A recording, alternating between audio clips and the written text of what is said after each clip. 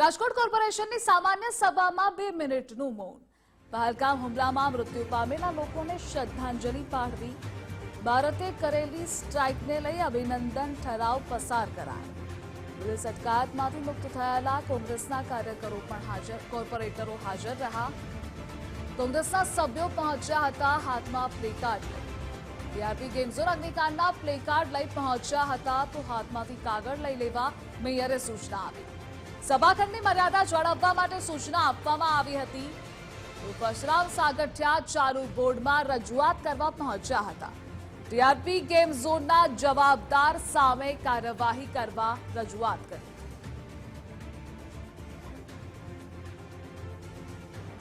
દ્રશ્ય આપ જોઈ રહ્યા છો સામાન્ય સભાના કે જ્યાં સૌથી પહેલા ભારતે કરેલી સ્ટ્રાઇકને લઈ અભિનંદન ઠરાવ પસાર કરવામાં આવ્યો. અને આ મુદ્દે સંવાદદાતા રહીમ જોડાયેલા છે. રહીમ, રાજકોટની આ સામાન્ય સભા મળી છે, અપડેટ શું મળી રહી છે? ચોક્કસપણે ધ્રુવિશા, રાજકોટ મહાનગરપાલિકાની જે જનરલ બોર્ડ મળ્યું હતું તેમાં કોંગ્રેસ દ્વારા ટીઆરપી ગેમ ઝોન અગ્નિકાંડને લઈને મુદ્દો ઉઠાવતા જ આખો હોબાળો છે તે મચ્યો હતો. જનરલ બોર્ડ તો પૂર્ણ થઈ ગયું છે, પરંતુ આ બહારના દ્રશ્યો છે તે અત્યારે તમે જોઈ શકો છો કે જે રીતના પોલીસ છે તે અત્યારે ગોઠવી દેવામાં આવ્યો છે. જે રીતના આ દ્રશ્યો જોઈ શકાય છે. કોંગ્રેસના જે કોર્પોરેટર છે તે સીધા તેઓની સાથે પણ આપણે વાત કરશું. તેઓ વસરામભાઈ, શું કહો છો? જે રીતના મુદ્દો ઉપાડવાની વાત હતી ને મુદ્દોની ચર્ચા કરવાની મને થઈને હોબાળો પણ થયો, શું કહો? રાજકોટના પ્રથમ નાગરિક પાસે આવી અપેક્ષા નહોતી કે તે બોર્ડ મૂકીને જલ્દી જતા રહેશે. અમને એમ કહેવામાં આવ્યું હતું કે આપણે આ પ્રશ્ન પછી તમારી ચર્ચા કરશું. અમારા પ્રશ્નો હજી લીધા નથી. બીજા નંબરમાં રાજકોટના મેયર પાછલા દરવાજેથી ભાગી ગયા, એમને શોભે નહીં. અમારી માંગ હતી કે રાજકોટના બોર્ડના પ્રશ્નોની ચર્ચા થવી જોઈએ. એજન્ડાની તો કમસે કમ ચર્ચા થવી જોઈએ. અમારો પ્રશ્ન ન લે તો અમને વાંધો નથી. બોર્ડમાં જે એજન્ડા મૂકેલા છે ટીપી સ્કીમના, એ એજન્ડાની ચર્ચા એટલા માટે થવી જોઈએ કે ટીપી ક્યાં કે છે, કોઈ ટીપી ફાઇનલ છે, કઈ પ્રારંભિક છે, કઈના હેતુભેર છે, જુદા જુદા પ્રકારના ટીપી સ્કીમ એ બધી ચર્ચાઓ થવી જોઈએ. પરંતુ એ ચર્ચાના નામે મીંડું છે ભાજપનું. ખાસ તમે કયા મુદ્દાઓ મૂક્યા હતા? મારું આ ટીઆરપી ગેમ ઝોનમાં 1 વર્ષ પૂરું થવામાં આવ્યું છે.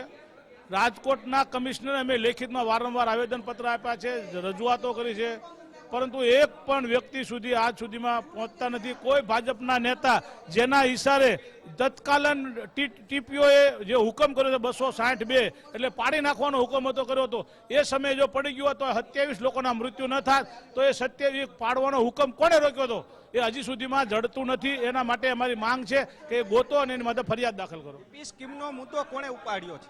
ટીપી સ્કીમનો મુદ્દો નથી, પરંતુ ટીપી સ્કીમને એ લોકોએ એજન્ડા બહાર પાડ્યો. એજન્ડામાં 7 દરખાસ્તો ટીપી સ્કીમની છે. કોઈ પ્રારંભિક છે, કોઈ આરંભિક છે, કોઈ મુસદ્દા રૂપ છે, કોઈ ફાઇનલ છે. આની ચર્ચા જનરલ બોર્ડમાં થવી જોઈએ પણ થતી નથી. ફક્ત ભાજપ યસ કે નો સીધા ઉભા થઈને વયા જાય છે. આવી ચર્ચા ન હોવી જોઈએ.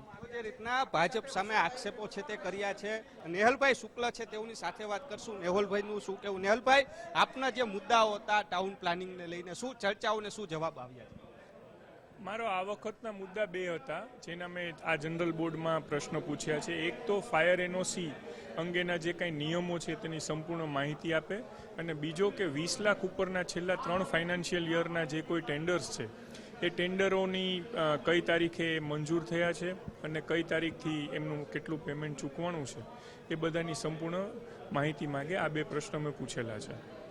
જવાબમાં શું મળ્યું? ખાસ જે રીતના ટેન્ડર અને ખાસ ભાજપના જ કોર્પોરેટરે થઈને આ પ્રશ્ન કરવા પડ્યા, શું લાગે? હજી સુધી મને એનો લેખિત જવાબ મળ્યો નથી, હવે આપશે.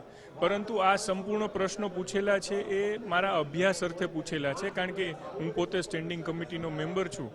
તો મારી પાસે જ્યારે પણ સ્ટેન્ડિંગમાં એજન્ડામાં આઇટમ આવતી હોય ત્યારે એનો અભ્યાસ થઈ અને પછી એનો હું વિસ્તૃત રીતે છણાવટ કરી શકું એની માહિતી માટે આ પ્રશ્ન પૂછેલા છે. કાળું ધોળું તો સરકારી સિસ્ટમમાં થયું હોય તો સામે આવી જાય છે. મેં અત્યારે જે સવાલોના જવાબો માંગ્યા છે એ મારા વ્યક્તિગત અભ્યાસ માટે માંગેલા છે. જ કોર્પોરેટર છે તેમણે પણ સવાલ કર્યા છે.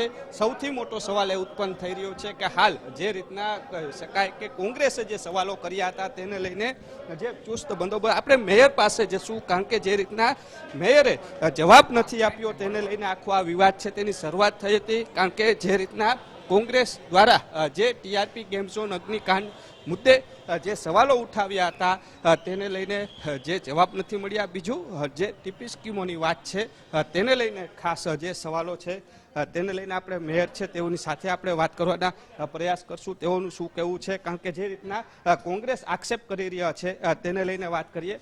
બેન, ખાસ જે જનરલ બોર્ડની અંદર કોંગ્રેસે આક્ષેપ કર્યો છે ટીઆરપી ગેમ ઝોન અને ટાઉન પ્લાનિંગના જે મુદ્દાઓ ઉઠાવ્યા છે જવાબ નથી મળ્યો તેવો આક્ષેપ કરી રહ્યા છે, શું કહો છો? સ્વાભાવિક છે, એના પ્રશ્નની રજૂઆત જ્યારે જનરલ બોર્ડ રાજકોટ મહાનગરપાલિકાનું ચાલતું હોય ત્યારે પહેલો પ્રશ્ન જે કોર્પોરેટરને પૂછવામાં આવેલો હતો તે પ્રશ્નનો જવાબ કમિશનર સાહેબ આપી રહ્યા હતા. ચોક્કસપણે પ્રશ્નની રજૂઆત કોંગ્રેસ કોર્પોરેટર હોય કે ભાજપ કોર્પોરેટર હોય કે આમ અન્ય પબ્લિક હોય એના માટે થઈને ચોક્કસપણે મેયર ઓફિસની અંદર કે કમિશનર ઓફિસની અંદર એ રજૂ કરવા આવી શકે છે.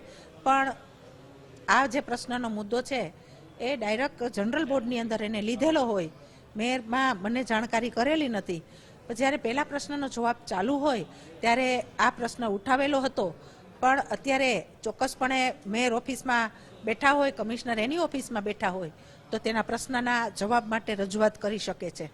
પણ તે રજૂઆત કરવા માટે ક્યારેય આવેલા નથી, એટલે સ્વાભાવિક રીતે હલ્લાબોલા કરવાની આ ભૂમિકામાં સંકળાયેલા છે. પણ આપણે પણ પબ્લિકને સાંભળીએ છીએ અને કોર્પોરેટરના પ્રશ્ન શું છે એનું પણ અમે અહીંથી પ્રશ્નના જવાબ પણ આપી છીએ અને પ્રશ્નનું નિરાકરણ કરવા માટે પ્રયત્ન પણ કરતા હોય છે. પણ જ્યારે આ પ્રશ્ન છે અમારી સમક્ષ ક્યારે પણ એને રજૂ કરેલો નથી, સીધો જનરલ બોર્ડની અંદર એને રજૂ કરેલો છે. બેન, ખાસ 262 ની નોટિસ ટીપીઓએ આપેલી છે ટીઆરપી ગેમ ઝોન, તેમાં એમનું કહેવું છે કે કોણે જેસીબી અટકાવ્યું છે જેના કારણે આ અટકું છે. તો આમાં કોઈ હજી તપાસ 1 વર્ષ સુધી કોઈએ કરી નથી એવી વાત છે. એની તપાસ પણ ચાલુ છે અને ઘનિષ્ઠ તપાસ પણ અહીંથી કરવામાં આવશે. જે રીતના મેયર છે તેમના દ્વારા કહેવામાં આવ્યું કે અત્યાર સુધી ક્યારે પણ તેઓએ રજૂઆત તો કરી નથી, પરંતુ જે રીતના જનરલ બોર્ડની અંદર હોબાળો કરવા માટે ખાસ આ ઊભા થયા હોય તેવી વાત છે મેયર દ્વારા પણ કરવામાં. એટલે કહી શકાય કે ભાજપ કોંગ્રેસ છે ત્યારે આમને સામને થઈ છે, પરંતુ પ્રજાના પ્રશ્નો છે તેનું નિરાકરણ ક્યારે આવશે તે સૌથી મોટો સવાલ ઉત્પન્ન થઈ રહ્યો છે. ધ્રુવી શાહ. જી રહીમ, જોડાવા બદલ આભાર આપનો.